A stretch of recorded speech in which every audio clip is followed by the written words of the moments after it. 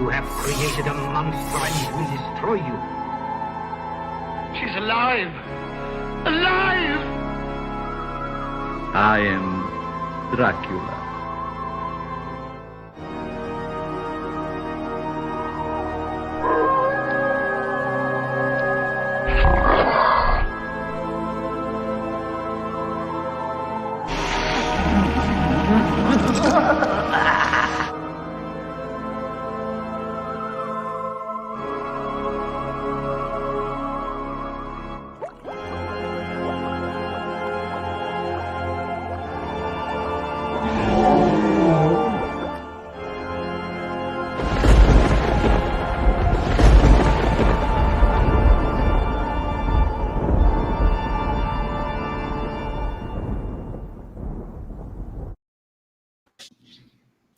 Hello, fiends and monster kids. Welcome to another episode of Monster Manor.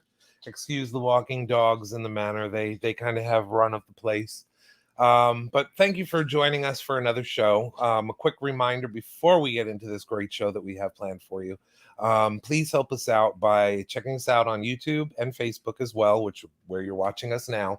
But be sure to hit that subscribe and like and follow button. It really helps us. And we have huge things planned for 2022. So this will be a great jumping off point for that. But without further ado, I do have to, get us into this interview because I've been wanting to do this for a while. I've heard many, many stories through a mutual friend of the guest tonight. So without further ado, let me bring on our show friend here, Jason Vines. Welcome to the Manor, my friend. It's good to see you and actually get to speak to you finally after so long. Oh, thanks. It's great to be here. Yeah, I've heard quite a few stories about you as well through our mutual friend. Yes. So yeah, I'm excited to do this. Oh, I'm sure. And, we're very kindred spirits. We both do a lot of the same things. So I think that we are going to have a lot of commiseration and understanding with what we talk about. Awesome. I know everyone's going to be interested to hear more of your stories as well. But let's go in the way back machine because I love asking this question because everyone's answers are different. But, the inspiration to do this sort of thing, where did that come from for a young Jason Vines? Oh, man. So I can pinpoint two specific inspiration points. The first one was watching Planet of the Apes. I watched it at my grandmother's house on probably like a 10-inch color TV. It was just the tiniest little thing that she had in her game room. There's like a pool table in there, and there's like a dartboard up on the wall and toys over in the corner, and this little TV that had an Atari 2600 on it, and like PBS and like one other station. And one day they were showing not just Planet of the Apes, but like the behind the scenes, like the making of, like showing people like putting on the makeup and stuff. And I was just glued to the screen. I was amazed that was someone's job. There's like a guy that turns this guy into an ape, and just was kind of mesmerized by that. And so that was thing one. The second one was when I first saw A Nightmare on Elm Street. I was in middle school and scared to death. I had never seen a horror movie before, nothing like that. I mean, I wasn't allowed. This was contraband, So my friend and I, I stayed the night over at his house. We had all the lights on. He had a lock blade knife ready to like stab anything that came in the room. We would like if either of us had to go to the bathroom, we'd like pause it, and the other one would stand guard outside the door.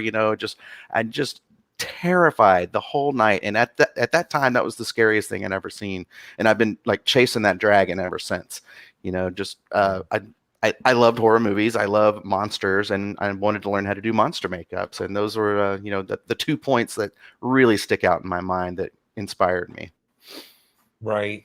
And, I follow you on those because John Chambers' makeup was so revolutionary. I mean, we're talking 1965, 66. It was just so incredible what he did then prior to the film's release, because that kind of makeup, I mean, Westmore's, you always knew that they did that kind of thing, and the Bermans, obviously.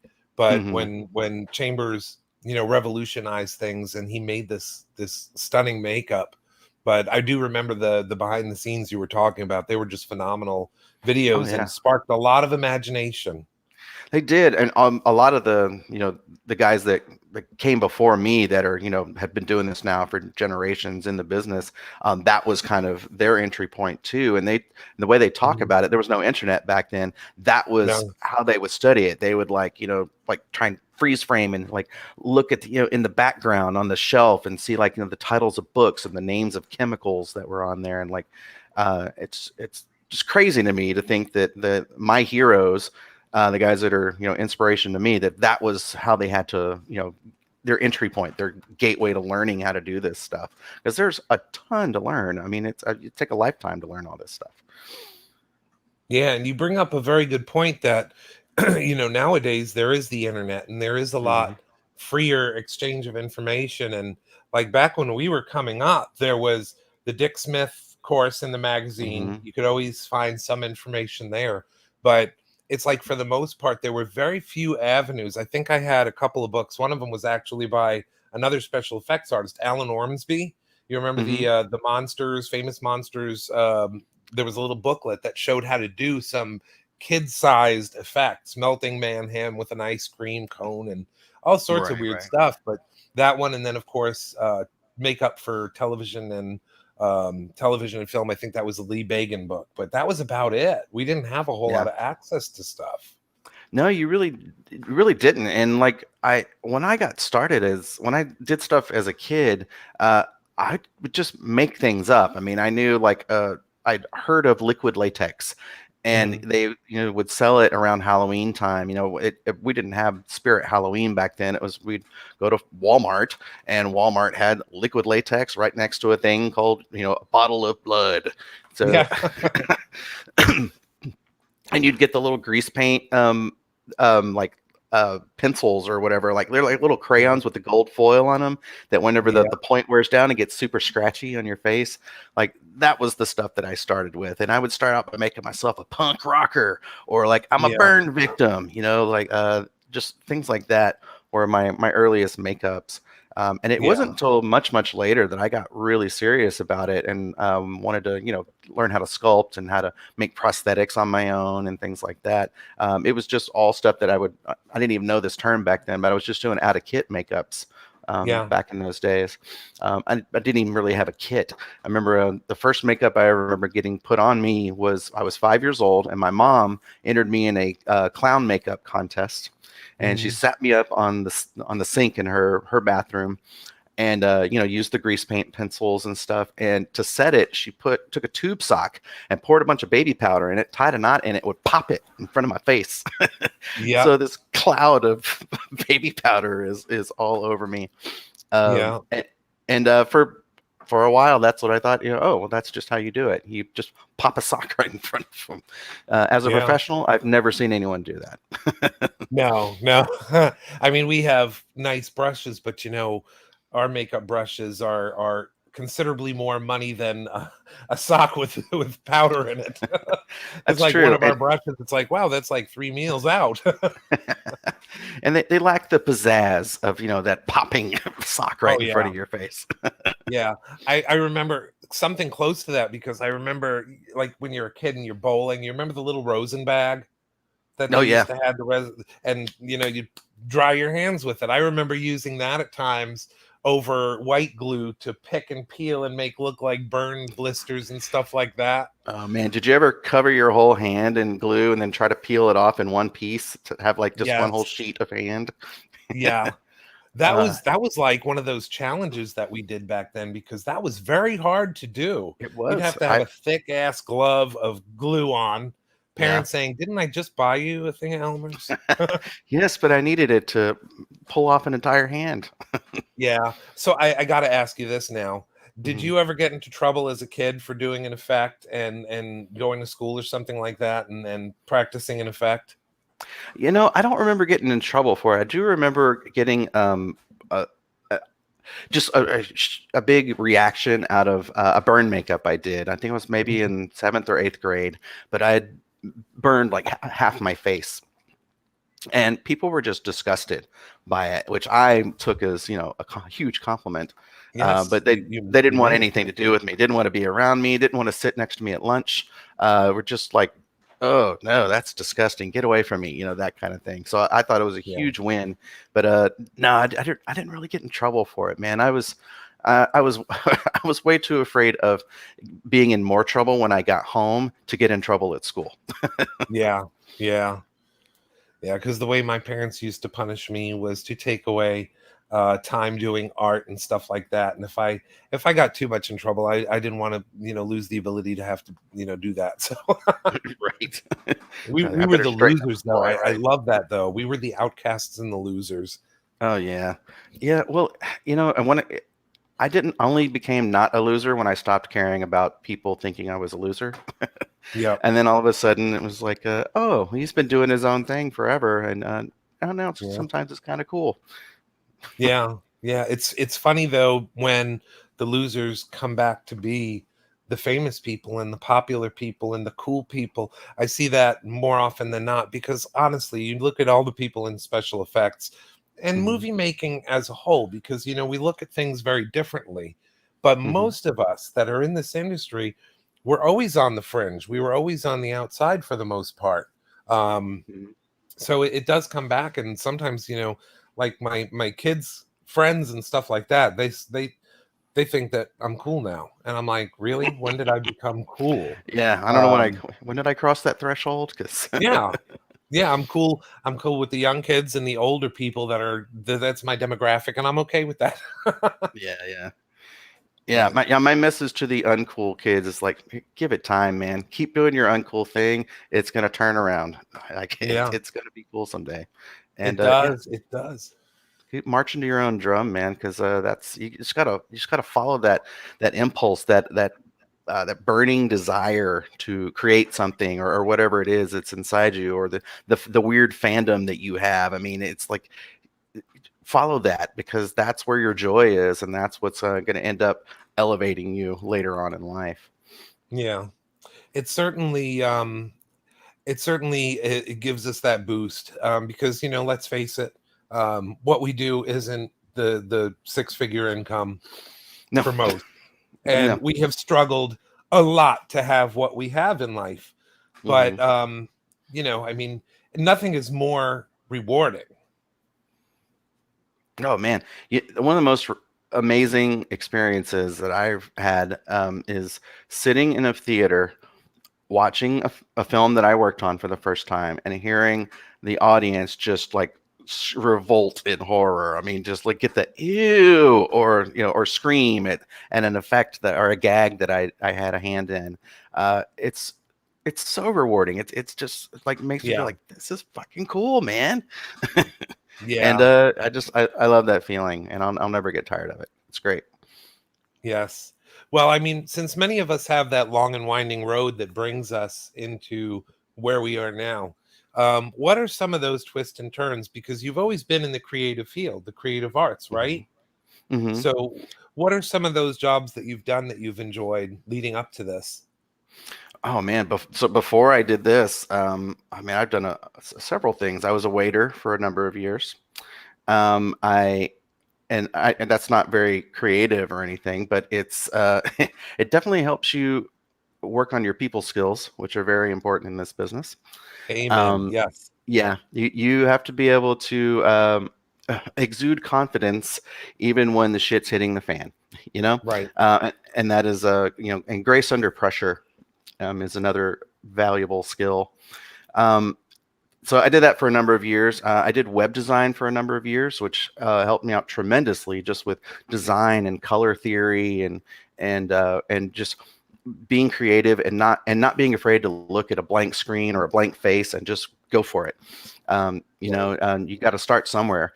So that definitely helped me with that quite a bit. Um, and honestly, I think that the number one skill that I've learned in any job that's helped me out today is being a creative problem solver. Um, Yes. Nothing's ever going to go to plan, according to plan. You're going to have to think on your feet. Improv certainly helped me out with that. I did a lot of that with our mutual friend, Mike. Um, Yes. and being able to just be like, okay, things didn't go to according to plan. Here's what's right in front of me. Here's what I have to work with. What can I do to make this work? And you come up with a solution. And often it's a low tech, simple solution that ends up saving the day. Yeah. Yeah, I think that, especially guys like you and me that were self-taught for the most part, Yes. that grew up in this stuff and just experimented. I see that a lot of times we lead the game as far as the old school tricks that we have up our sleeve that Hmm. aren't new, but they're forgotten in a lot of cases.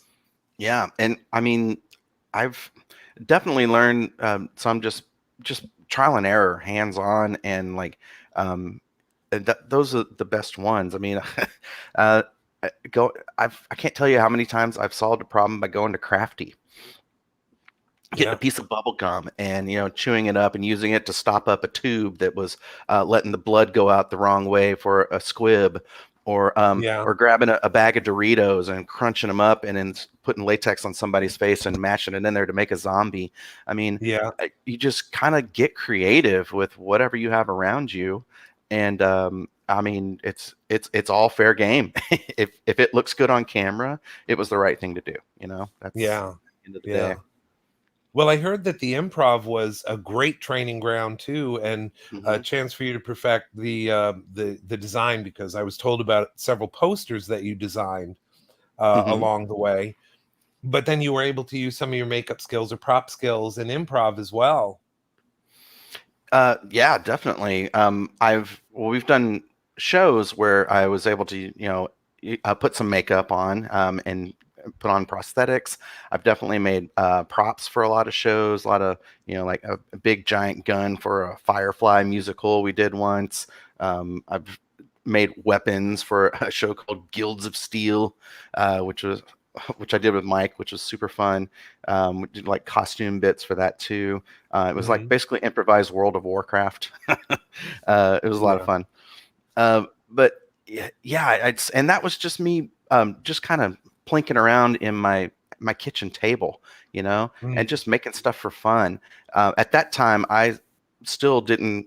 I mean, I live in Austin, Texas. I wasn't thinking, oh, I'm going to be able to make a living doing this. It's just like, no, I want to Mhm. learn how to do this. It's fun. Maybe someday I'll be able to make a living at it. But it turns out, man, the more I did it, the more I got asked to do it, and one job would lead to the next, lead to the next, lead to the next, and now I've been, doing it professionally for about 6, 7 years now, and left the other day job stuff behind, and I've just been supporting myself only doing makeup and effects and props and Mm. stuff.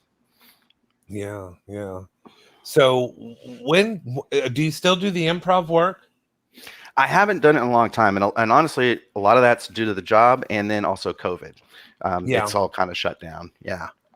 Yeah, I heard a lot of the creative things that they're having to do just to keep some of the improv and the comedy acts going, Hmm. because that has stopped. I mean, it's only been recently that we've gotten SAG-AFTRA and stuff has been moving again with production. It's been scary Right. for a lot of people. A lot of people, and that's one thing that birthed this show is just a desire to keep the network open with all of us creative types, whatever we are, in the monster Hmm. world, to keep that going, because it did change. I mean, it changed profoundly over the last couple of years. Absolutely. Yeah. I mean, there's no live audiences right now. Yeah. I mean, I feel that I work best with a live audience doing improv. I know that there are people that have had success doing Zoom shows and improv. Um, that doesn't interest me personally, just because I feel like performing in a vacuum just feels foreign and odd to me. Yeah. I need that audience feedback. That's why I love doing improv, is that that rush you get, when you get a huge laugh, or Right. you stun an audience into silence. I mean, it's just getting that Yeah. feedback is essential. Oh, that Yeah, energy, I'm sure you thrive on that. Even with what absolutely. we do in the art field, you thrive on that feedback. And I don't Yeah. know if it feels like that with you as well, but sometimes with the stuff we can't talk about, all of the NDAs that we get, it's Hmm. hard to keep that stuff under your hat because you want to get feedback, you want to get Man, ideas. it is, and I'm a big fan of like posting works in progress. Like when I'm working on a personal project, I love Right. showing like, this is step one, and then like comparing it to the final stage, and then showing people all the steps in between. And not being able to do that with some of the stuff I get to work on nowadays, it's like Mhm. torture, because I have to like hang on to it for like a year or more, and then it's just not the same posting it after the Yeah. fact. You're like, oh, here's this thing I made that it took me 2 months to do, but whatever. Yeah. you know And and to the person that's seeing it, they're seeing it for the first time, but it's been in the bag for Oh months. yeah, yeah. No, the joy is in the creating. It's like once it's done, I'm like, all right, set it Yeah. aside. What's next? And then Yeah. I don't tend to dwell on them for very long. I mean, when I make something that I think is pretty cool, I know I usually, it feels best when if I can't stop looking at it, that's kind of my barometer of whether or not it's pretty good. It's 4 a.m. I got up to go to the bathroom. I'm like, let me just go peek at it real quick. I'm like, Yes. yeah, that's kind of cool. Yeah, I'm like, yeah, okay, that's pretty awesome. Yeah. I do love that feeling, and I love being able to share that, because I'm excited about it, and I know other people get excited about it too, and they love seeing the creative Yes. process. And but it's kind of a bummer, man. Yeah, with all the NDAs and stuff, and I'll go years at a time where I can't post anything, and that's what I'm in currently. Like if you look at my Yeah. Instagram, it's mostly pictures of my son. That's the thing I made that I can share. Yes. Yes. And congratulations on that too, to you and your lovely wife. Oh, thank you very much. Thank you. Yeah, That's we're very happy. He's awesome. Yeah. Yeah. And that's one of the things to be proud of, is this creation is going to sustain. It's going to be your legacy. It's fun. It's fun. That's all I can say, man, is just have fun with it. I'm super excited. We're gonna have our first Halloween's coming up, and Oh, awesome. I'm super excited about just, man, dressing him up through the years, all the years that he'll let me, and then Yeah. getting him involved too, and teaching him how to make his own stuff. I mean, all these things are, I'm excited, and I hope he's into it as well. I bet you he will be, because I know my kids around here, especially the youngest one. She is now going to be 7, Hmm. and she is a total makeup queen. She loves to put on the monster makeup. She has her own little makeup kit. She has to That's put on the awesome. burn scars. She wanted to be. One year, she was more ambitious than I was. She was Freddy Krueger. She was the clown from It, I believe. She was Georgie. She was all these different characters. She just had no Wow, limit to her imagination. It was nuts. that's But I, fantastic. I think you're going to enjoy that part of it. I can't wait. I'm super excited. And we're gonna ramp our way up to that. My wife wants to come out like full force all at once. I'm like, hold up. We got to be able to build. We got to start somewhere and then Yeah. heighten as we go. Yeah. So, Yeah. but it's gonna be a lot of fun. We're gonna have a good time with it. Oh, I'm sure. I can't wait to see some pictures of that. That'll be fun. Oh yeah, we'll post them far and wide. That's for sure. So, while we were talking, though, something came to my mind, and I wanted to ask your opinion on it too, because we have had major things because of the pandemic and everything. Have you in your world seen the impact on materials and the Mm. sourcing of everything we use? Oh my God, Can you yes. talk to me about that and give me your opinion on that? Because that's something I think Sure. we're all facing as an artist. It sucks. That's my opinion on it, because well, I'll give you an example. Nitrile gloves. You used to be able to go and get a box of nitrile gloves, 100 of them for like $10. Now they're like Hmm. $30 a box. Yep. And the guy that I get all my all the chemicals and everything from, I used to buy gloves, by the case from him. He doesn't even carry them anymore. He says I Yeah. can't get a pallet of gloves for less than like 30 grand now. It's like, that's Yeah. just insane. All the like polymers and elastomers, like the raw materials for making all the urethanes that we use, those are in Yeah. short supply. So sometimes we'll be like, well, tell me what you need. I hope I got it. And it's kind of, a roll of the dice sometimes. So far, I haven't been impacted hugely. I've been really lucky, but it's like I'll get an order in, and then like the next day he'll post something and be like, well, we're sold out of this, but we're expecting a new Mhm. shipment coming in. So I know that it can be really tricky. Prices have gone way up, and some Mhm. things you just can't get right now, and you have to uh, be creative and come up with a Yeah. different solution. Yeah. Yeah. So yeah, the supply chain stuff has definitely had an impact. and it's kind of it's a bummer, I know, but I mean, what are you gonna do? It's it I is what know. it is. It's the only thing that really throws me is, a lot of times, how it is, you bid a project and it could be, Right. months. And this is the first time in my career that I've really had to enforce the bids are only good for 15 days because literally the prices are changing that fast. Everything we Mm-hmm. use, it's the urethanes are all, sorry about the dog. The urethanes we use are all petroleum based, and that's a Mm-hmm. commodity thing. So if the barrel prices change, it really affects our bottom line, and ultimately, it always comes into our profit mark, which isn't that much to begin with. Oh, So I would they're wafer definitely say thin. to the customers, bear with us. We're doing the best we can. Yeah, it's. I mean, for real, we are, and we're kind of. I mean, if we were to ever charge what the things that we do are actually worth, no one could pay it.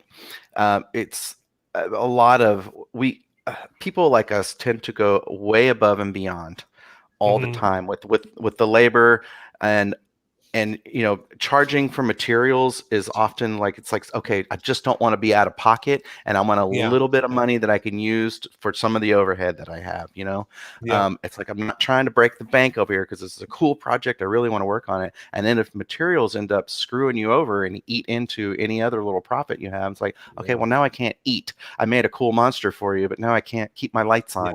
yeah. And it's all because the price of urethane rubber went up, or latex has gone up, or whatever it is. And it's really a bummer. It's like, um I don't know, you have to start like just padding your prices, or having like contingencies, or slapping Yeah. on extra stuff just in case.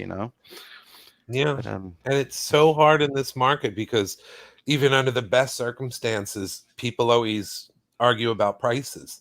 And oh I yeah. think that most people don't know how close to the line you are, where, the only place we can make up our time is through our labor, our money rather, Yeah. is through our labor. And when you figure that an average person, you go to work 9 to 5, you come home, you walk away from that job and you don't have to worry about it anymore. But you and I have our shops so close to us that we're Mm-hmm. working probably from the minute we get up to the minute we go to bed, and there's still more Yeah. shit to do at the end of the day. It's never ending. I mean, when you're in the middle of a large project, it is all consuming. Yeah, You eat, sleep, breathe that project, and you have to do it to make something good and get it in on time, because yeah, everything is just, it's so labor intensive. And I'm getting better about this, but I'm a terrible judge of time, because yeah. often we're doing things we've never done before. um, Yes, yes, and you're creating something that's it's from someone's imagination. So you're making your best guess as to how long it's going to take, but you don't factor in that it takes me usually about the third build is the right way to do it. You build it the right. first time, you're like, oh, that was awful, didn't work. The second time, a little bit better, but I can tweak it and make it a little more. And finally, that third time, you've got it. Well, now you've tripled your labor, right? So Yeah. if you didn't charge accordingly, then I mean, oh well. Guess you don't Tripled get your to eat labor, this month. your materials expenses, Exactly. Mhm. everything. Yeah, and you're still coming in right under the wire, to get this Yeah, thing on ready for its shoot day. yeah, because that does not wait for anyone.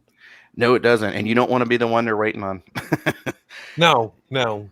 And I mean, you have so many people, and for those that don't understand what it's like, it's different when you're doing small production pieces for maybe a private collector, but when you Mm-hmm. have a film job or something like that, there is no waiting. You have No, sometimes hundreds of people waiting on a scene or a shot that's going to have your piece in it. There is no waiting. There is no saying no, it's not done yet. You just got to make it happen, Captain. yeah, you do. Yeah, you got to get something on there, and Yeah. even if it's not your best work, you grin and bear it, and do the best you can, and hopefully Yeah. lighting will save your ass. Yes, yes. And sometimes that does more It than you does. think. Just the Lighting, lighting and the lighting and fog have yeah. have hidden a lot of crimes.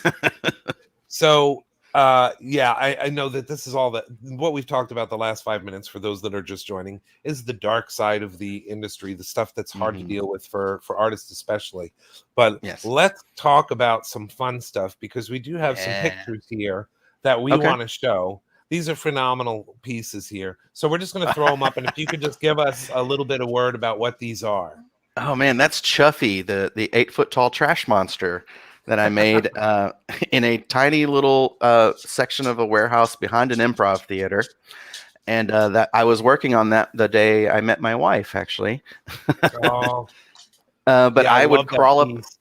I would crawl up inside that thing, and the eye was movable, and I had even taken some dryer ductwork to make a lid that would close with. I use zip ties to Oh pull my it God. open and close, and then the mouth would open and close, and it had little forks as teeth, and it had also you don't see it in that picture, but a giant 10-foot long arm that would come out and slap the protagonist.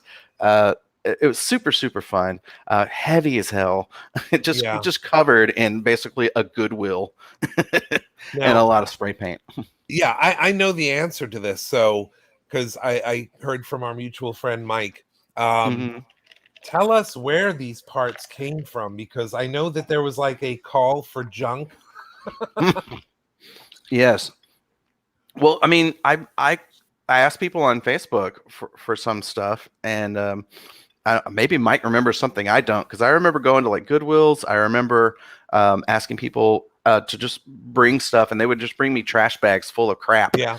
and drop it off, and I would just hot glue it, man. I'm hot gluing Yeah. things all over and just covering that thing. And it started out like the shell of it is chicken wire, and I had some PVC pipes, creating a basic frame, and Yeah. EVA foam, floor mats, right, all Oh around. yeah. That was my basic frame. I was like, oh, this is lightweight. This is great. By the time I added all the crap on it, that thing weighed 100 pounds, easy. Oh geez. And Yeah. it's all it's on built on top of football shoulder pads. That's where I was carrying all the weight on it. And man, it was Awesome. covered in baby clothes and old coffee cups and balloons. I mean, you name it, man. People just brought the trash out of their car basically and gave it to me, and I hot glue it onto the monster. I love it. I love that one. And I knew that was what it was the first minute I saw that in your photos, because Yeah, Mike had told me so much about this creation. I was like, oh my God, that's the legend. So that's my that's hat's off to Chuffy. you. That looks awesome. Thank you. So again, before we go on to more photos, I do want to just remind. That's okay. That's okay. But I want to remind people, if you have any questions for Jason, please ask that, because this is your chance, especially cosplayers, prop fabricators, makeup people. This is a Hmm. guy you want to ask the question. So if you are watching, you can ask questions now in the comment, or even after if you're watching it in replay, you can also ask comments as well, and I'll make sure that Jason gets those questions as well. So anyway, Yeah, let's go back absolutely. to the photos here. Oh yeah, Who that's is the this guy? pizzard. That is the pizzard, the pig lizard. That was for a short film called Save Yourself. I am actually inside the suit here. I played the pizzard, and this one was fun. I basically got to turn what was like a raptor mask into a pig. I don't know. I just kind of added the snout on the front with foam and latex. I added the ears. I made the cowl that went on the back, and just made it into a mask. It was articulated too. I would Right. move my jaw, and the mouth would open and close. So it has a tongue and teeth and the whole bit. The inside is fully decked out as well, and that's where I looked underneath the eyeballs. It's got mesh right under Yeah. here.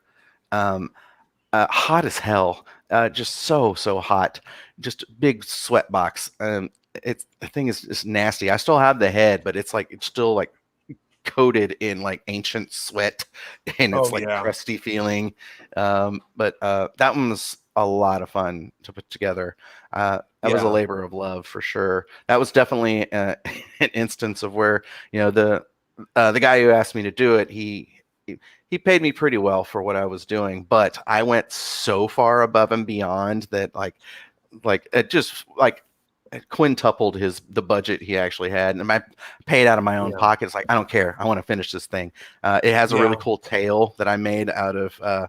I cut up a garden hose to make the core of it, and then wrapped it in foam, and then did scales in latex on top. I had like a scale mold. I would just run sheets of scales and then glue them all together Yeah. and add a Oh, corkscrew pigtail at the end. it's beautiful stuff. Beautiful stuff. So let's see Thank another you. picture here. Hmm. Who Oh, is this guy? that is Sir Wallace. Sir Wallace is just a little creature I made up.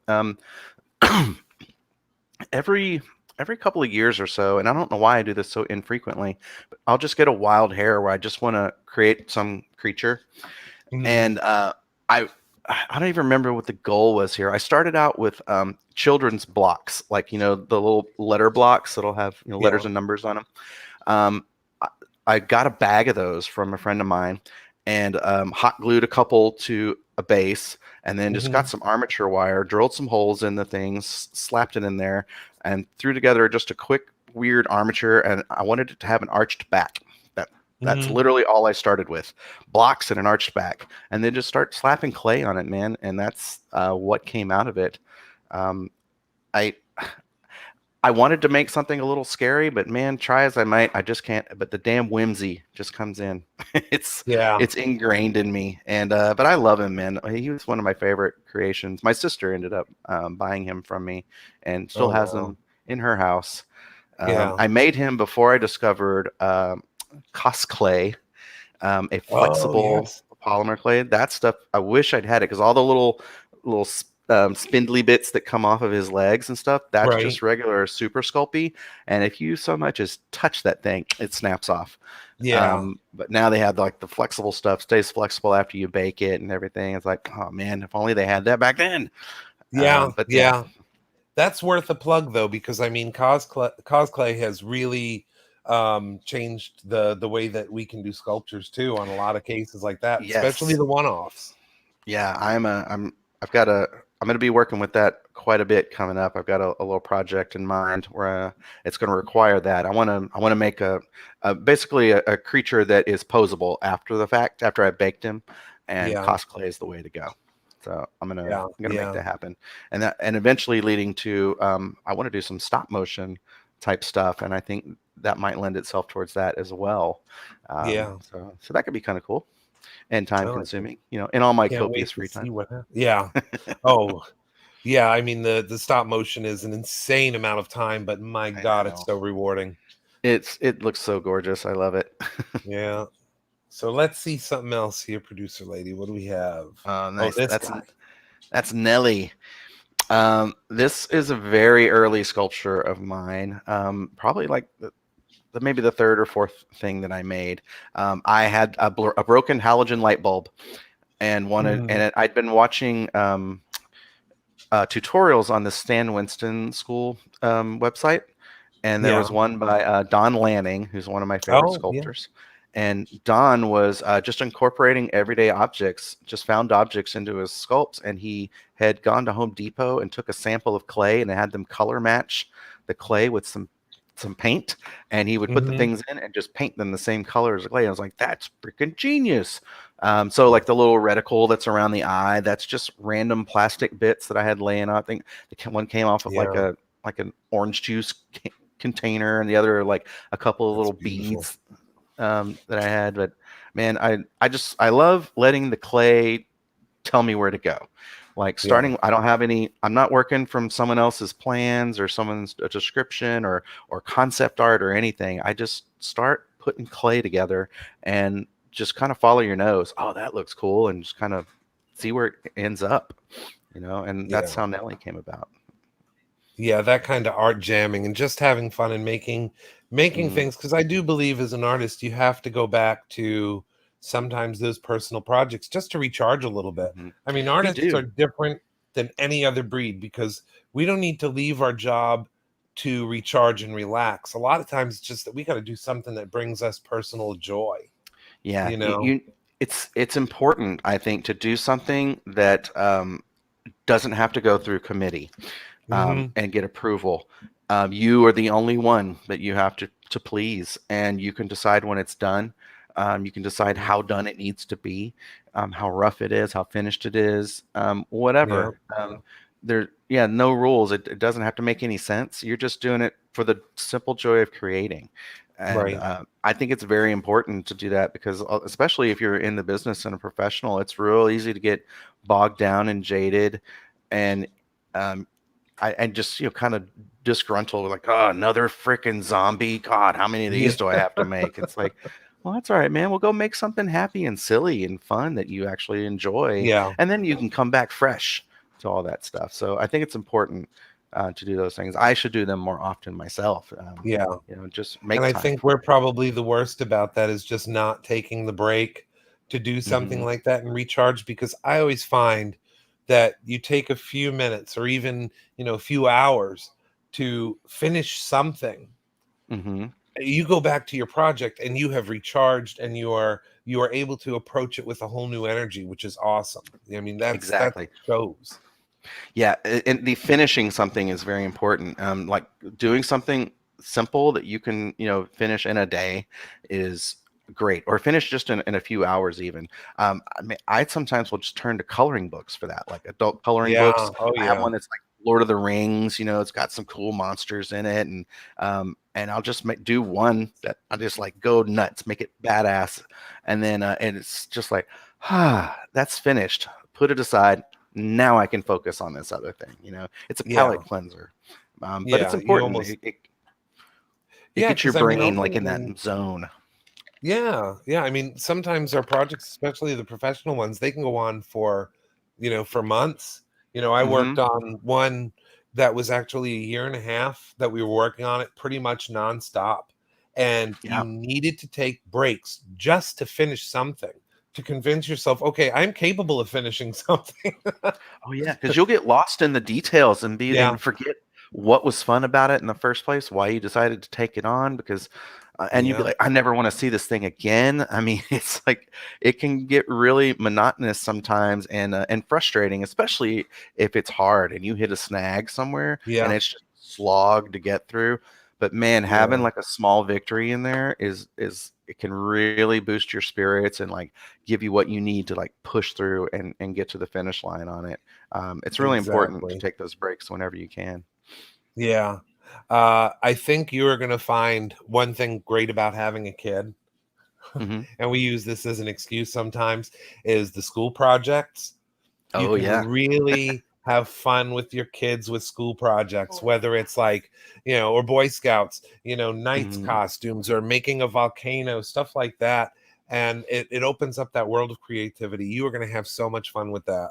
Oh, I can't wait. Yeah, I can't Yeah. wait. And yeah, he's gonna have a lot of teachers ask, "Did your dad do this?" Well, he did a little bit. We get As that I'm with our up at 4 in the 7-year-old. morning. What's that? Yeah. We get that with our 7-year-old. The Oh teachers have yeah. asked in the past, did you have some help? No. No. We are waiting for the call, in fact, that you got to come get your daughter because she's ruining all the other students. This is a scary girl. And of course, our mutual friend has taught her phrases like, what makes the grass grow? Blood, blood, blood. You know who I'm talking about. So Yes. so yeah, we have all sorts of fun with that. I can't wait for you, man. This is going to be so fun for you. Oh man, I'm so excited. I can't. I'm so pumped. What we Yeah, have right now is great, and what is coming up is going to be really exciting. I you can't have wait. no idea, and it's the best surprise ever. Yeah, Awesome. yeah, definitely. Use some of that alginate, capture handprints, footprints, Hmm. whatever you can, man, because life moves so fast. Ferris Bueller did not lie to us. Oh yeah, yeah. If you don't stop and look around, it'll pass you up. Yep, yep. So we have, I know we're coming close, but I want to get through some of these pictures. Sure, So let's do it. Boris will wait for us if you have a few more minutes. Let's Of check course. out another photo here. As That's Barb. usual. Yeah, this thing, man, that's awesome. Thank you. That is the first puppet I made. It's Barb. She's a giant bird. I made her for a short film called Middle Witch. I actually made 3 different versions of her. That was the large one that we used for close-ups. Yeah, That was and to be like the heads in the same scene as the actor, like right, together. I also did a medium-sized full body of her that was a hand and a rod puppet actually, where the right. wings would expand, and we had to do like a scene where it's like landing. that we shot on blue screen. And then I did an even smaller one that was a bird that flaps really, really fast that we would shoot in slow motion. That was had a little child dangling from its feet because it swooped down, picked up a child, and flew off into the sky. And we wanted to show it in silhouette flying away. So that was one of the stages of Barb. She was awesome and a labor of love and so heavy and just unruly, hard to puppeteer, but it also, like, I think improved the performance. She was just kind of a rough and tumble old girl, man. she would just kind of knock everything around and it's like a bull in a china shop. Super fun. But holy cow, did that destroy my apartment making that thing. Is that one of those deposit killers? Oh man, it was. All the spray glue that was in my carpet, and then like feathers just kind of ground into that spray glue. Feathers. I was pulling. I found feathers in places that I don't think I'd ever even touched in that apartment when I was moving out. I was like, what the hell? How did it get way over here? It was in a whole different room. It was insane. And that one I had like several people had to come in and help me to make that deadline because every single feather on there is individually laid. Like I wasn't laying like rows and rows of them. I was like one at a time. And oh man, so tedious. And I swore I'd never work with feathers again. It was over 100 easily. Well over 100. It was just so many people. Wow. With multiple people helping. Yeah, I had to call them in because I was like, there's no way in hell I can do this. Yeah. I can't make this deadline. But she was glorious, though. It looked great on film. And it was a UT student film. Mm-hmm. And it really worked, man. I mean, it looked, kind of, what is it? Sinbad and Harryhausen, that total kind of feel to it. That's exactly, oh man, it just had such charm and such heart to it. It really fit well with the story and the rest of the effects that were going on. I'm super proud of that one. And Barb is great. It is a beautiful piece. Thank you. What do we have next here? One more that I'm really interested in showing, and then Okay, this guy. That's Hoju. Okay, this was an old girlfriend of mine says, I want you to make something cute. And this is what I came up with. This all started with the eyes. I had bought some big eyes online. They were actually for like a bending over to see the picture. Like a carousel horse. Yeah, they were like that kind of size. And I gotten them in several different colors and stuff. And so I just started with those and super sculpty. And this one, all the texture that you see on it, every single one of those scales had to be individually laid. And then like, I think there's like 3 little indentations in each one. Look at all the indentations on each one of those. Like all of those had to be done one at a time by hand. That just took hours and hours and hours and hours. I always do that to myself. I love like minuscule textures in my sculptures.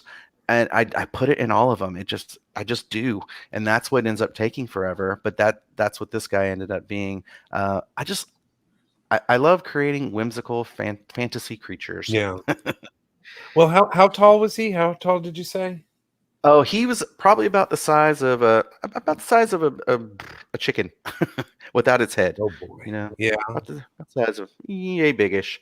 And I love going to like to Goodwill or to thrift stores and buying old candlestick holders because some of them are really ornate, and I actually used that as a base for him. He was standing on that. I ended up photoshopping it out for that picture that you have right there. But that I started out with that base and the eyeballs. That was kind of where the inspiration for him started. That and the ex-girlfriend saying make something cute. So that's how I came up with Hoju. The idea is that he just all he can say is he can reach up and for you to pick him up and hold him and just say Hoju. Oh yeah, that's a sweet story. Yeah, he was fun. And I think we have one more here to talk about here. cute guy. That's me. That dude. That is Jericho. That was for my Face Off audition. Yes, Which I auditioned for the show. I did not make it on there. But when I auditioned, I had only been doing this for less than a year. My very first prosthetic was this prosthetic that you're looking at right here. I had never made one before. Yeah. I had never really even sculpted before. I decided I would need to learn how to sculpt so I could make prosthetics. That was the whole, the driving force behind that. Right. I made a foam latex oven out of an old dorm fridge, and like I come up with like these dimmer switches to like control the temperature on these light bulbs that were inside the thing. It was a total DIY way to pull off this makeup. But that particular character, I was like, what if in the Firefly universe they actually did allow aliens? What would one of those look like? And that's what I came up with, was Jericho, the bounty hunter from Firefly, that I did for my Face Off audition. Yeah. Well, I mean, gosh, your career, it would have been so much better had you gotten that audition. I don't think you needed it. I know several people that have been on the show, and man, there's a lot of mixed feelings in the industry about that show. And for what it was for me, it was an inspiration. It made me really take this seriously and get off my ass, because going from nothing to applying and painting a prosthetic, to like going from zero to that picture you just showed seems like climbing Mount Everest. If you've never done it before, it's like, how do I even start? What do I even need? I mean, how do I go about this? So Face Off and having a deadline for getting that video to them was absolutely a key moment in my career, because it made me realize, first of all, I can do this. Second of all, that you don't need like a fancy shop or studio that you in. I did this like in my garage, basically, with hand-me-down tools and basic little things. I didn't even have a full life cast. I just had my face, just the front part. So I was able to go from zero to that, and which is it's an pretty good makeup. I've done much cooler stuff since then that I can't show pictures of. Yes, I know the feeling. Yes, but I was very proud of that, because before I started that, I could not fathom how to do it. Yeah. And the process of going through making an audition tape for Face Off made me realize, I can do this. Even if I don't ever get on the show, I can do this. And people watched, because you can see my audition tape. It's on YouTube, and it's pretty good. And people watched that, and I got work based off of my audition tape, even though I didn't make it in the show. So it was still it was successful in that way. I did end up getting work for that. And that's the thing is, I can never fault Face Off, and we all know that there was a certain amount of scripted reality. I mean, that's the big thing about reality television shows. But what always amazes me about that is the artists being on there, what you prove to yourself, even getting to the point you did with doing the audition. You prove to yourself you can do it. But what you don't understand is that there are so many people watching you in that show, and even audition tapes, because I believe they still post some of the audition tapes on the Sci-Fi Channel, or they used to before it was canceled. But people watch this, and you're inspiring a whole new generation. So the legacy of Face Off, it's a cool legacy. But as far as the work that you've done, obviously, it's not that you needed it. You've done some amazing work. Thank you. I mean, it's just beautiful stuff, man. So thanks, man. I appreciate that. Yeah, and I mean, the double-edged sword of the whole Face-Off thing is that it does inspire people, but it also gives them unrealistic expectations. Oh yeah, they think, they can do that in 3 days. I'm like, well, I mean, maybe. the magic prosthetic foam fairies come in, and exactly. It's like there's a whole lot you're not seeing, which I didn't realize when I was first watching that, and then I get into it. I'm like, Jesus Christ, how do they do this? Yeah. Oh, Yeah. we could talk too if you ever want to chat. All right. We could have some fun conversations. Oh man, yeah. There are things I definitely want to know. I don't know how many NDAs you had to sign. Hey, I think they were only supposed to be for 2 years, so I think we're Yeah. good. Nice. But in wrap up, I know this was, again, I promised you it would be a fast hour, and it sure has been. But in wrap up, what can we expect from you in the near future? What you're working on now that you can tell us about? Well, my son's Halloween costume is Yeah. definitely coming up. I am making stuff for his bedroom right now. I Yeah. want to cover his entire wall in monsters, and what I'm doing is my favorite thing to build personally is puppets. Yeah. So I'm making kind of, I guess you would call them soft sculptures because they're made out of foam. Yeah. They're just kind of reliefs of different types of puppets that I'm going to put on his wall, but they're all like friendly monsters, like Sesame Street kind of Muppety sort of type Aw. monsters, or Monsters Inc. sort of thing. So I'm going Yes. to be making like whimsical, child-friendly monsters for the time being. But you know what? The motion maquette, that's the big thing that's going to be coming up after that, and that one I want to be kind of really creepy and scary. So Oh, man. so those are the things to keep an eye out for in my copious free time. Yes. that Oh, I'll we be all trying to talk pull. about that. Yeah. Yeah, when you're working full time, man, it's so hard to do. You're just grinding away, and you come home, and it's like, man, I've had to be creative for 12 straight hours today. I just want to go to sleep. Yeah. Yeah. Yeah, and as a dad and a husband, fortunately, you don't get to rest much because you still have a family that you need to love and spend That's time true. with. Yeah, yeah. But so in conclusion, where can people follow you, see what you've got coming up? The best place to follow me is probably on Instagram. That's the one that's updated the most, and I can see the text down there at the bottom of the screen. ATXFX. That's my handle on Instagram. That's where you're going to see the most pictures of the most recent stuff that I've done. ATXFX.com is like my portfolio site.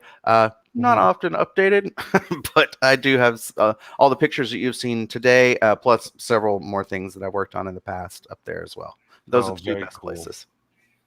Well, we will definitely check that out, and please stay in touch with us anytime you want to Yeah, drop by the show. You're more than welcome. Your family here. So thank absolutely. you very much for taking the time out of your day to come on here. Of course. Thank you so much for having me. This is great.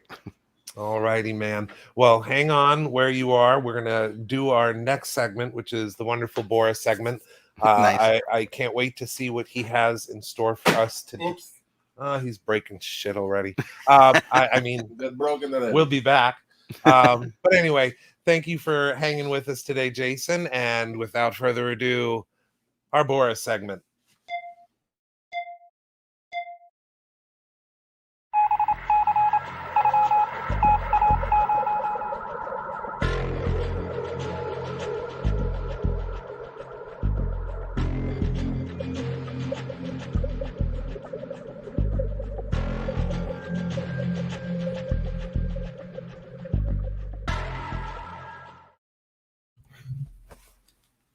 Why is this chair warm? What are you doing in the chair? It's gross. It's a gross warm chair. Boris here. Again, he's going to start because they're going to disclaimer. Any crap come out the mouth, by now it's 17 shows. Bad crap going to come out the mouth. You're probably going to be offended. Don't blame the fest to make it, a lady fest to make it, a little fest to make a hobo baby. Hello, microphone. The little doggy clackety clacks. Anybody. This is a big mouth dumbass gonna say something stupid anyway. So, disclaimer. Three thing about the producer lady, because she waving behind the camera. What about this week? All right, one, producer lady got. Oh, that's the nice thing. Hello, producer lady got a pair of cowboy boots made out of real cowboys. Two, producer lady actually strangled somebody with the cordless phone. And three, the producer lady makes a snowman. She can make a snowman out of rain. So that's three things about the producer lady. Well, you laugh about this cordless phone. That was like the crappiest joke Boris found on the internet. And we broke the producer lady. She's laughing. This is like the devil.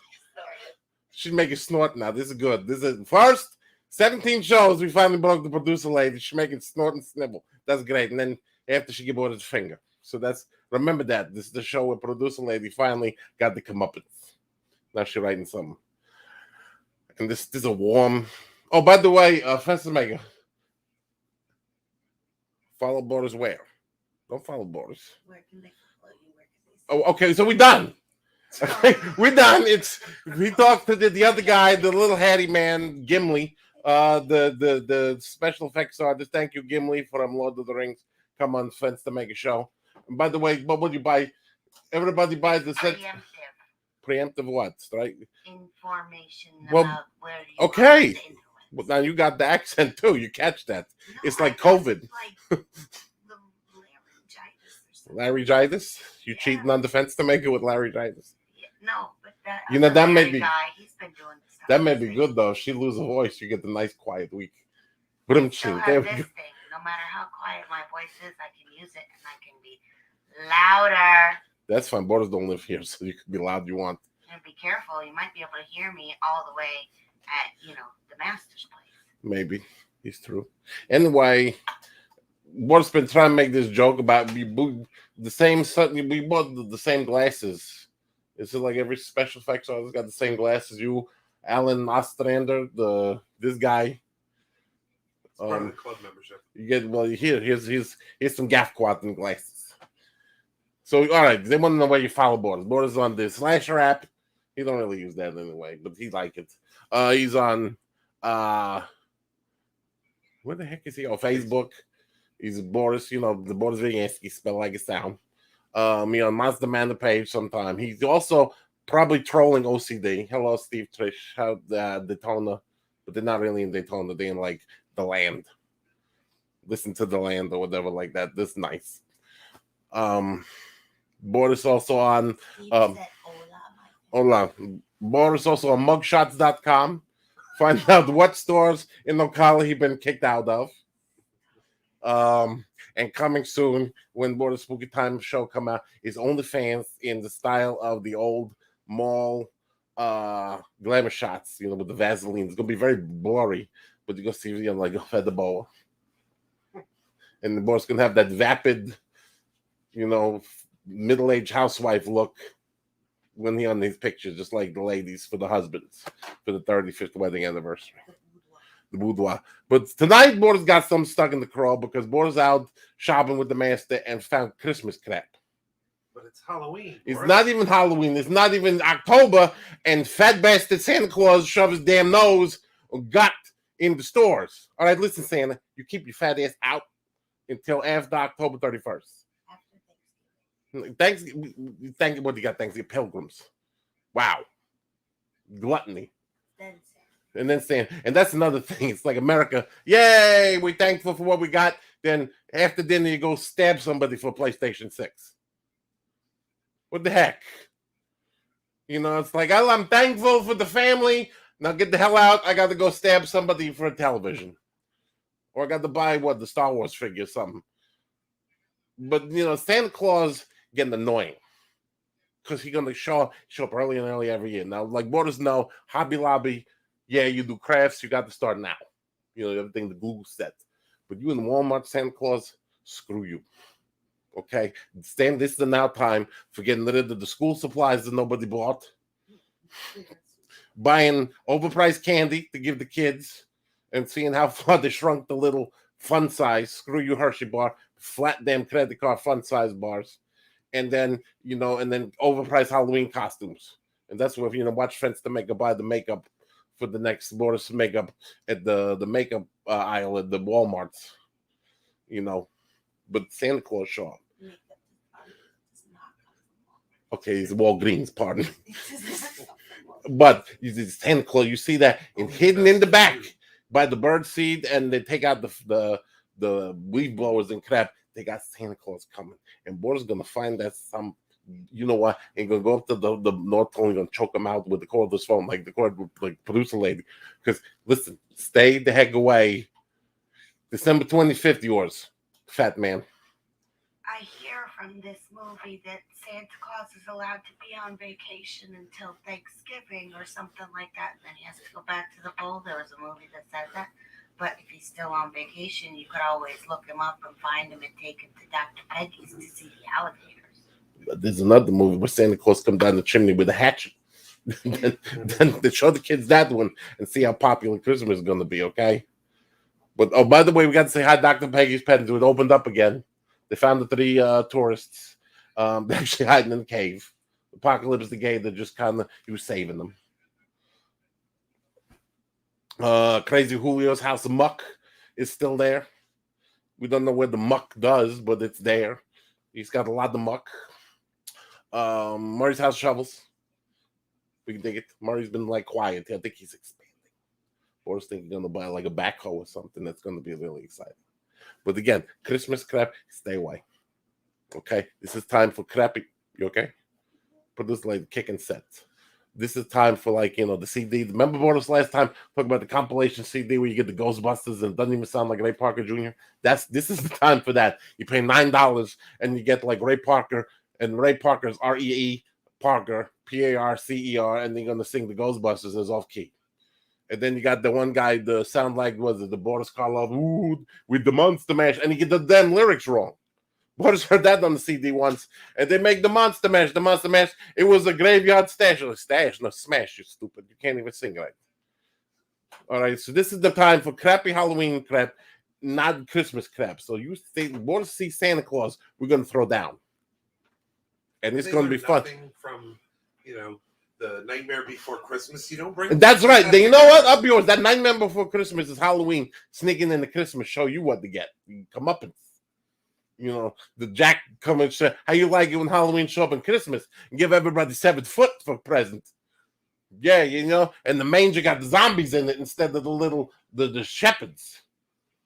By the way, Boris did get in trouble once in the house where he done make a little the little Scrooge cutout.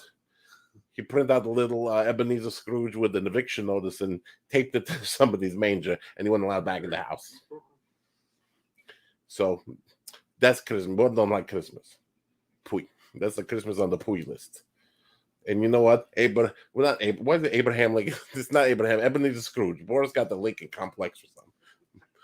But Ebenezer Scrooge, those ghosts were hired by Bob Cratchit to pretty much turn Scrooge into a wussy, so he give Cratchit more money.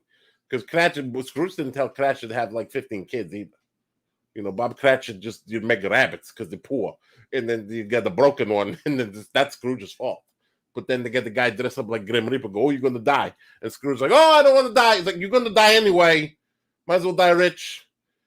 And then you go fire Bob Cratchit because his wife don't smack about you on Christmas Day. But we're going to get that later if we have a Christmas show. But right now, Santa Claus, the Pooey list for Santa, and Pooey, and there's another thing. You ever watch Rudolph the Red-Nosed Reindeer, that with the Rankin Bass thing with the Bumble? Santa Claus is a douchebag until he needs the Rudolph. Boris got Halloween on the brain. He act like douchebag, like, oh, Donna, your kid got the shiny nose. He's a mutant. We can't have a mutant. Then the minute the fog comes, like, oh, sorry, Rudolph, you want to help? Rudolph should have been like, screw you, no. You got to fight the Bumble. What the hell? You got the Bumble running around. It's not safe up here. And then they got the crazy, and Santa Claus hire sociopathic elves. That Hermie want to be a dentist, rip all the teeth out of the Bumble. Like, that's not normal. Okay? This is the person going to sneak in your house and give you toys, and he hiring a little guy to pull teeth out of wildlife. The Bumble could have been an endangered species, and he just gummed them. Then you got crazy Yukon Cornelius running around, throw a pickaxe in the middle of nowhere. Wahoo! Nothing. Who don't like a pickaxe? You're going to get the trench mouth. It's crazy, right? But you didn't know the Santa Claus, and he's thin and he all douchey, and then at the end he's fat and happy. No, Boris is fat and he's tired because when he walked 20 feet, he sweat like a pig. Okay, Santa Claus, screw you, and your douchey attitude towards that, and then you got dumb, what's his face, slow, happy birthday, that damn snowman, Frosty. Boris take his hat off, nothing happened. Thank God. Producer lady probably hope Boris take the hat off, go, but no. But you got stupid Frosty. And what happens, you make Frosty like, that's a perfect cartoon snowman, right? You got some kids that are dumb and make the snowman misshapen. You got Quasimodo snowman. You put the hat on, it's like, happy, kill me, please. You got the John Merrick snowman, the Elephant Man limping around in pain. That's not the way the snowman to be. Take the hat off and put a flamethrower on it. That was the fly. That's Brundlefly, and then we're not going to talk about Brundlefly. He puked on the guy's foot. That was nice, but that's for another show. Boris has lost his train of thought because of Stupid Christmas, and he could have Stupid Christmas going to Disney too, because on the West Coast, Nightmare Before Christmas going to Haunted Mansion. No, pooey. The Haunted Mansion should be Haunted Mansion without Tim Burton. Okay, we don't need to see Tim Burton crap. What's her name? That crazy lady always in his stuff. It's Johnny Depp. Helen Bonham Carter. We don't need Helen Bonham Carter in the creepy Haunted Mansion. Helen Bottoms Carter. She's Jimmy Carter's wife, whatever the hell she is. She's scary enough without the Haunted Mansion. Just put her outside. Put her on Halloween Horror Nights or something. But keep out of the damn mansion. Could be worse. They could bring in Eddie Murphy. We don't talk about that movie. That never happened. That movie never happened. Eddie Murphy just donkey. And maybe Pluto Nash. Okay, Boris take Pluto Nash over the Haunted Mansion movie. Because you got, what's the name? The floating head of the lady that played Viola Head, the lady that played Chucky's wife. Jennifer Tilly. She didn't have a chance to put her boobs out. She didn't, but she got the head. She ain't got no boobs. You mean, imagine Jennifer Tilly boob in the floating thing. It should be boobs. That's the OnlyFans thing. It's a floating globe with the boobies in it. That'd be good. That's worth $45 a month, right? Not Boris boobies, but just random boobies in the floating globe. That wouldn't be Haunted Mansion. That'd be like Sexy Mansion. This is why we do the disclaimer. That's why we do the disclaimer. Because Boris got a lot to talk about. You're so upset about the Haunted Mansion when you die and you get cremated. We'll go sprinkle you there. No, when Boris can be in when the Boris Mansion. That way, when they bring the Nightmare Before Christmas people in, you kick them out. When Boris die, you're gonna get cremated. Then you get the big fan. You just throw him in the fan. Piff. Not only fans. It's the Boris only fan. Yeah, hey, sexy. Boris is sexy. You could make Boris laugh with this bad. It's his sexy ashes picture. You want to see Boris's ash? It's like, oh yeah, let's see Boris behind. No, not behind. Ash. Ash. It's like we got them in the look. We got Boris in the hourglass. Turn it over. We're gonna piss him off. We're gonna wait halfway and then turn them back over. We don't even do it a whole hour. He's finished. No towels. What? No towels. No towels. You gross. That's Boris go away for a week, do pickleball in like Georgia. Come back and doing gross stuff. She got the raspy voice, probably yelling at the hobo baby. Dog clickety clacking. That's very, very frightening me. Okay, this is. And then Galileo show up and Freddie Mercury come on his bicycle. And he brought that lot of girls. No, Boris didn't fat, but Boris go on the Tinder, get the fat bottom. She go, no, the both friend zoned again. That's okay. Boris, just because you get the restraining order for Boris doesn't mean he can't play frisbee with you, because he can throw the frisbee 100 yards. Remember that.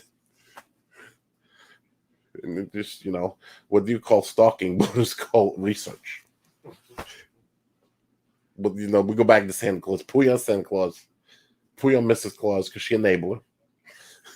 She tell him, go ahead, you do whatever. Because if she were really smart, she'd say, stop it. Retire. You don't need to get... And that's another thing. The board's going to go back. You see the Santa Claus, and they're making crap out of wood. Like wooden train, the little wooden doll. You never get wood crap. You hobo baby asked for what? The iPad. You see Elf going to make an iPad? No. They're not technology superior up in the world. It's not Wakanda up in the North Pole. Well, Boris, you know what she's getting for Christmas? Nothing. Not an iPad. She's getting disappointment. She's getting disappointment. With a beautiful and tag. And she's going to get an empty box with too bad in it. Because That's what you deserve when you hope a baby. The cousin it boy child did get lots of wooden toys. He had the wooden train set and wooden blocks and wooden interlocking building blocks. That's because he can't break it. Yes. It's true. You make wood. If they could, they give the boy the cousin it kid here.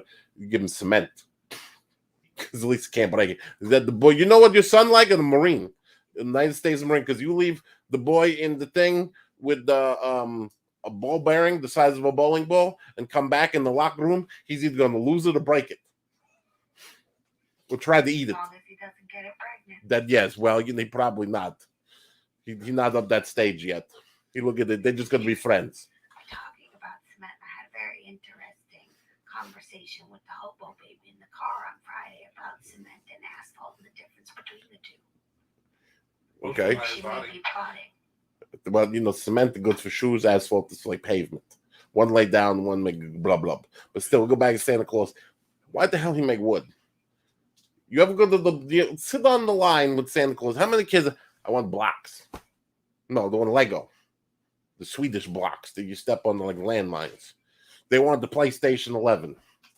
Or they want what the video game or the Nintendo Switch, or you know what is it, the home radiology kit where they're gonna cut into animals and stuff. Whatever, Connect 3. You know, the toy. You know, but they never ask for blocks or dolly that the Santa Claus make. It's always like you see Santa Claus making, oh, we're gonna make ultra. That's the front because he's probably hiding drugs in there, and then that's what we go around the year because he's like a coke mule. Don't tell people that Santa is muling drugs. That's how he go around. That's he can cross international date line. No red track him every year. Why? He got meth. He is not trafficking meth. Why didn't he eat everybody's house? Slushy Disney Tsum Tsums and the squishy. He eating everybody's house. He come to your house, eat cookies and milk, and then zoom off. That's meth. Maybe he has hypoglycemia. Maybe he's got low blood sugar. Not low blood sugar. The milk. You're gonna crap. You know the crap of a 1,000 milks. Anyway, probably ranting. Everybody turn off, either go to the bathroom or say forget the Boris on the tirade. You don't know what the heck he's talking about. But all you need to know is disclaimer. Producer lady kill somebody with a cordless phone, strangle the hell out of him. Festa Mega and all the other special effects artists got the same glasses. They go to Glasses Hut, get the same glasses, and Santa Claus a douchebag. And Boris is going to be back probably next week with another disclaimer and a cease and desist from Claus Industries with the defamation suit. We got promos. Oh, yeah, 2 weeks we're going to be at Phantasm, Mr. Greco. Tasm. We're at the October 1st, 2nd, 3rd at Shingle Creek Hotel with the Scout Defense Maker, the producer lady Boris, going to do some stuff. You maybe see The Walking Ted. You want to touch Hobo Baby, you need your shots. To protect you from her. Yeah, we signed this. We got this maybe disclaimer T-shirt or something, but you know we're gonna be there. So other people, famous people, Biling gonna be there. She gonna sign stuff, but you gotta pay her. Tom Atkin's gonna be there. Gotta pay him. But you know they stars. Border signed something. Nick Castle gonna be there. White Castle may be there. You know, but it's Phantasm. Shingle Creek Hotel, October 1st, 2nd, 3rd. Best to make it be there. Then probably tell Border to stop messing around. We got to thank Larry Rollins. We thank Larry Robinson, whatever your name, Larry Robinson, Mrs. Robinson. This guy, you know who you are. Thank you for making advertisements for Monster Manor on different sites. You know, Phantasm didn't even do as much as Larry Rollins. That's nice. You know, that's got you, Mr. Greco. Tell everybody. Yeah, you tell everybody. Sign off after the fence to make a talk. Well, Border's got on you, and you're going to Pui list now. Do we know when that other thing is going to air? What other thing? Oh, I don't know if we can talk about that yet, can we? Border's got something secret that maybe Halloween. We talk about it next time. Or Border's making like a little promo at the Phantasm. You know, we're gonna just watch Chop Block TV on Roku and Amazon Fire. It's the app. in around Halloween. That's all we say. But it's nice. But watch that anyway. It's a nice channel. It got Unsolved Mysteries on it, where Robert Stack scared the hell out of you because they never solved the mystery, and this murderer probably still roaming around 30 years later at 80 years old with the walker going to hit you with a pipe. It was Jessica Fletcher. It's always Jessica Fletcher. That's another thing. Next time Borders was stuck in his craw, Jessica Fletcher was the murderer. You can't change his mind. She killed everybody, and since she mystery writer, she knew how to set everybody up. Because there's no way in hell that everybody just go to that island to kill people. So, we got any more promo? I think that's He's standing there. They're going, I don't know. The producer like look at them like Boris just pulled his pants I always down. have to double check. Please don't pull your pants At least Boris didn't get the cowboy thing today, which is good. down. Do you want it? I mean, you can do I'll both. give it to you. Don't do that. You wait with the hips. Supposed to make the Jiggle Hut cowboy, this band. Oh, that's why Jiggle Hut got 2-for-1 Mad Wings this week.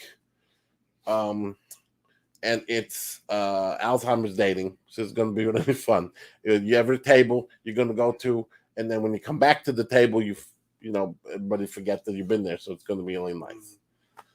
And one lip Lenora, she was really cool there. She was one leg Lenora. She was No, one lip. One lip Lenora. You going on nights Borders don't go. Yeah. So anyway, we're going to leave now. You better not go to the Jiggle Hut. Oh, I've seen pictures. well, that just The ruined master it. sent them to me. We're friends now since the whole debacle. He asked if I could. No, he's very much a humanitarian. He's asking, can you give her a second lip? We can do it out of silicone. Borders wait. Go ahead. You know what's going to happen. They're probably going to hit the button, cut Borders off anytime. So, so now she messing with the phone. She can't hit the button. So, we'll see you later, everybody.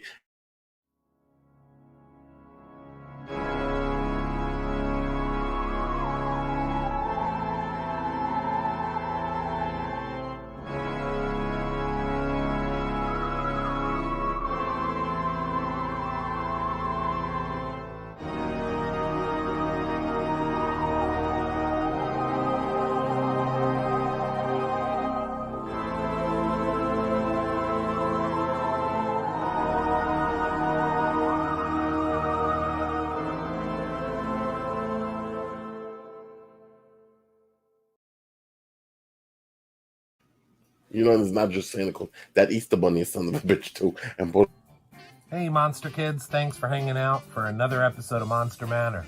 Do us a favor, though, and hit the bell to get reminders of when we add new content. Subscribe to our channel, and while you're waiting for new shows, check out our website at www.monstermanor1313.com. New content at least every other week, sometimes even more often. Like and follow our Facebook page as well for other content. And lastly, if you want to help us out, check out our Patreon under Monster Manor with Scott Fenster. Thanks for hanging out until the end. I want to stand up first.